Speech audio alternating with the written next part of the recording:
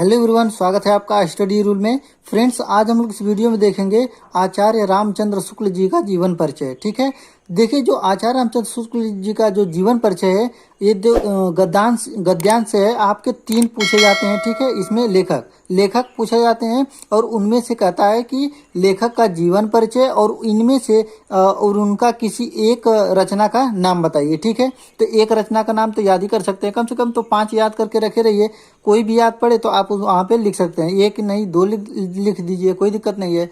ठीक है ना। तो देखिए जो जीवन परिचय आप लिखेंगे उसके आपको मिलते हैं 3 नंबर। ठीक है, और एक प्रमुख रचना यदि लिखेंगे तो उसके मिलेंगे 2 नंबर। आप समझ लीजिए कि रचना याद करने पर आपको कितने नंबर मिलने हैं, 2 नंबर। और जीवन परिचय आप सोचिए कम से कम 5 लाइन 6 लाइन तो लिखेंगे ही लिखेंगे, उसके मिलेंगे आपके 3 नंबर।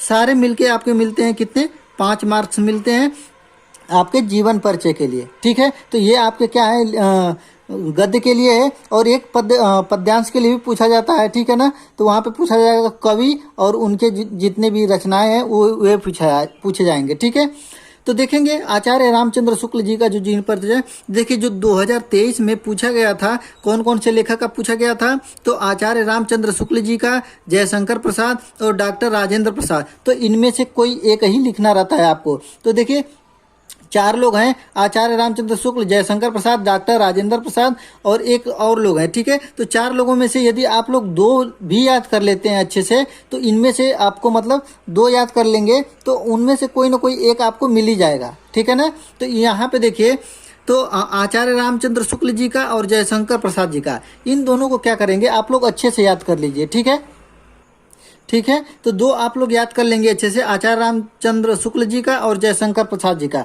तो आपको एक न एक इनमें से देखने को मिल जाएंगे। ठीक है, तो यही था हम लोगों का। अब देखेंगे क्या करेंगे, जीवन परिचय देखा जाएगा। ठीक है, तो आपको समझ में आ गया कि 2023 में इन तीनों लोगों को पूछा गया था, तो इनमें से कोई आप लोग याद कर लेंगे। तो ये देखिए जो मतलब ये 2 इंपॉर्टेंट होते हैं, आचार्य रामचंद्र शुक्ल जी और जयशंकर प्रसाद, इन दोनों को तो आप लोग अच्छे तरीके से याद कर लीजिए। ठीक है, तो देखेंगे हम लोग यहाँ पे इस वीडियो में आचार्य रामचंद्र शुक्ल जी का जीवन परिचय। ठीक है ना, हमने समझ लिया क्या होता है। 5 नंबर का आता है आपका जीवन परिचय, 2 नंबर आपके रचना के लिए होता है और 3 नंबर आपका जीवन परिचय के लिए होता है। ठीक है ना, अब देखेंगे इनका जीवन परिचय के बारे में। देखिए ये पहली जो देखिए हमने क्या बिंदुवत लिया है, तो आप लोगों को याद करने में आसानी रहेगा। ठीक है, तो देखिए क्या है, आचार्य रामचंद्र शुक्ल जी का जो जन्म हुआ था 1884 ईस्वी में बस्ती जिले के अगोना नामक ग्राम में हुआ था। ये देखिए बस्ती जिला आप जानते ही हैं, उत्तर प्रदेश में पड़ता है आपका। तो आप जान जाइए कि रामचंद्र शुक्ल जी कहाँ के थे, ये उत्तर प्रदेश के थे। ठीक है, बस्ती जिला के इनका हो गया। देखिए इनके पिता का नाम चंद्रबली शुक्ल जी था। ठीक है, नाम भी कुछ मिल रहा, आचार्य रामचंद्र शुक्ल जी और चंद्रबली शुक्ल जी। ठीक है, तो इनके पिता का नाम आपको याद करना है। अब देखिए क्या है, देखिए जीवन परिचय जो होता है आपको बहुत लंबा लिखना नहीं रहता है, जो पहले लिखा जाता था। आपको क्या है, कुछ पॉइंट याद है आपको, मान लीजिए 4 लाइन कम से कम तो याद होनी चाहिए इनको, 4 लाइन या 5 लाइन। ठीक है, और इनके रचना के बारे में आपको 1 लिखना है तो 2 भी लिख सकते हैं, कोई जरूरी नहीं है। ठीक है, इनके पिता का नाम चंद्रबली शुक्ल था। देखिए अब ये क्या है, इन्होंने कि इंटरमीडिएट में आते ही इनकी पढ़ाई छूट गई। ठीक है, इनकी पढ़ाई क्या हो गई, छूट गई और ये सरकारी नौकरी करने लगे। ठीक है, लेकिन किंतु स्वाभिमान के कारण यह नौकरी छोड़कर मिर्जापुर के मिशन स्कूल में चित्रकला अध्यापक हो गए। ठीक है, ये क्या हो गए, चित्रकला अध्यापक हो गए। देखिए सबसे पहले क्या है कि इंटरमीडिएट में आते ही इनकी पढ़ाई क्या हो गई, छूट गई, फिर सरकारी नौकरी करने लगे।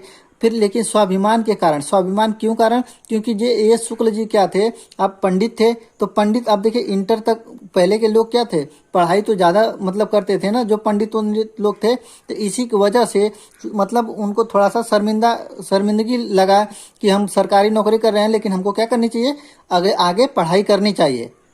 इसी की वजह से इन्होंने क्या कर दिए, नौकरी छोड़कर फिर क्या कर दिए, मिशन स्कूल में चित्रकला अध्यापक हो गए। ठीक है ना, सरकारी नौकरी उनको अच्छा नहीं लगा और ये मतलब स्कूल में पढ़ाना लिखाना क्या है उनको अच्छा लगा। ठीक है, फिर क्या है आपका अगली लाइन क्या है कि बाद में काशी नागरी प्रचारणी सभा काशी से जुड़कर इन्होंने शब्द सागर के सहायक संपादक का कार्यभार भी संभाला था। किसका कार्यभार संभाला था? तो काशी नागरी प्रचारणी सभा। ये आपको याद करना पड़ेगा कि काशी नागरी प्रचारणी सभा कहाँ है? काशी में। ठीक है, काशी मतलब वाराणसी। ठीक है, समझ रहे हैं ना।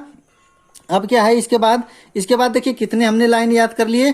सबसे पहले कि आचार्य रामचंद्र शुक्ल जी का जन्म कब हुआ था? 1884 में। कहाँ हुआ था? बस्ती जिले के अगोना नामक ग्राम में हुआ था। ठीक है, इनके पिता का नाम क्या था? चंद्रबली शुक्ल था। फिर इंटरमीडिएट में आते ही इनकी पढ़ाई छूट गई, ये सरकारी नौकरी करने लगे, किंतु स्वाभिमान के कारण यह नौकरी छोड़कर मिर्जापुर के मिशन स्कूल में चित्रकला अध्यापक हो गए। ठीक है, बाद में इन्होंने काशी नागरी प्रचारणी सभा काशी से जुड़कर इन्होंने शब्द सागर के सहायक संपादक का कार्यभार भी संभाला था। ठीक है, इतना आपको याद हो गया ना। अब देखिए पांचवा जो पॉइंट है, पांचवा पॉइंट क्या है? ध्यान से देखिएगा कि जीवन के अंतिम समय तक, ठीक है, जीवन के अंतिम समय तक साहित्य साधना करने वाले शुक्ल जी का निधन सन 1941 ईस्वी में हो गया। ठीक है, कब हो गया उनका निधन? 1941 ईस्वी में। और जन्म कब हुआ था? 1884 में। ठीक है, आपको याद करना है कि जन्म कब हुआ था? 1884 में, बस्ती जिले के अगोना नामक ग्राम में। ठीक है, और यहाँ पे मृत्यु उनका हो गया 1941 ईस्वी में। यहाँ तक आपका जीवन परिचय हो गया। ठीक है ना, 5 पॉइंट हमने आपको बता दिए। 5 पॉइंट आपको अच्छे से याद करना है। आपको मात्र 2 कवियों का, अरे 2 लेखकों को याद करना है। ठीक है, कौन कौन से? एक आचार्य रामचंद्र शुक्ल जी का और जयशंकर प्रसाद जी को। ठीक है, अगली वीडियो हमने जयशंकर प्रसाद जी का बनाएंगे। ठीक है, अच्छे से आप लोग उसको भी याद कर लीजिएगा। देखिए इसकी फिर क्या है, रचनाएं क्या है? रचनाएं तो कम से कम 5 हमने यहाँ पे लिखी हैं, 5-6 लिखी हैं। आपको क्या करने हैं याद?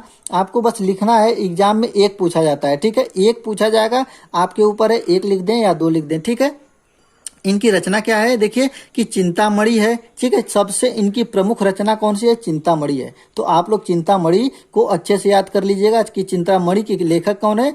रामचंद्र शुक्ल जी। ठीक है, कौन है? रामचंद्र शुक्ल जी, चिंतामणि। ठीक है, फिर क्या है? रस मीमांसा भी इन्हीं का है। त्रिवेणी भी है, तुलसी ग्रंथावली, जायसी ग्रंथावली। ठीक है, ये दोनों भी याद कर सकते हैं। ठीक है, कि तुलसी ग्रंथावली, ये मतलब कुछ ज्यादा टाइम तक आपके दिमाग में रह सकता है। चिंतामणि हो गया, तुलसी ग्रंथावली, जायसी ग्रंथावली। ठीक है ना, ऐसे इनके नाम ही है कि मतलब दिमाग में एक रहेगा कि आचार्य रामचंद्र शुक्ल जी की जो रचनाएं थी, चिंतामणि थी, तुलसी ग्रंथावली, जायसी ग्रंथावली। ठीक है ना, तो ये थे आपके रचनाएं थी। तो यहाँ पे आचार्य रामचंद्र शुक्ल जी का हमने पूरा जीवन परिचय देख लिया अच्छे से। हमने आपको बता दिया कि जीवन परिचय के आपके बस 3 नंबर मिलते हैं और आपके रचना का नाम लिखने के लिए 2 नंबर मिलता है। ठीक है, जीवन परिचय के लिए 3 नंबर और प्रमुख रचना लिखने के लिए, एक प्रमुख रचना लिखने के लिए 2 नंबर। ठीक है ना, तो यही मिलके आपको कितने नंबर मिलते हैं? 5 नंबर। तो 5 नंबर गद्यांश से रहेंगे आपके लेखक और 5 नंबर क्या रहेगा? कवि के लिए रहेगा। ठीक है, तो कवि में आपके आ जाएंगे तुलसी कबीरदास जी हो गए, बिहारी हो गए। तो ये इनको हम आपको अच्छे से इनको भी बताएंगे वीडियो में। ठीक है ना, और ये 2023 में पूछे भी गए थे। रामचंद्र शुक्ल जी, जयशंकर प्रसाद और डॉक्टर राजेंद्र प्रसाद, मतलब 3 देते हैं, इनके 3 हमेशा मिलेगा आपको। तो उनमें से आपको जो याद रहेगा, आपको उसके याद क्या रहेगा? आपको इन्हीं दोनों को, ये कोई ना कोई मिलेगा ही मिलेगा। ठीक है, आचार्य रामचंद्र शुक्ल जी या जयशंकर प्रसाद आपको हर साल देखने को मिलेगा। ठीक है ना, ये हमेशा पूछे जाते हैं। लगभग समझ लीजिए कि 2015 से लेकर 2000 अब तक के जितने भी साल हैं, सभी में लगभग पूछे गए। 1-2 साल ऐसा होगा जिसमें नहीं आए होंगे, लेकिन लगभग हर एक ईयर में पूछे गए हैं। ठीक है, तो आप लोग इनको अच्छे से याद कर लीजिएगा। ममता के जो लेखक हैं यही आचार्य रामचंद्र शुक्ल जी थे। ठीक है ना, तो इस वीडियो में हमने इतना ही बताया है आपको। तो वीडियो कैसा लगा आपको कमेंट करके बताइएगा, और आप मेरे चैनल पे नए होंगे तो प्लीज चैनल को सब्सक्राइब कर लीजिएगा और वीडियो को लाइक कर लीजिएगा। मिलते हैं अगले वीडियो में, तब तक के लिए जय हिंद, जय भारत।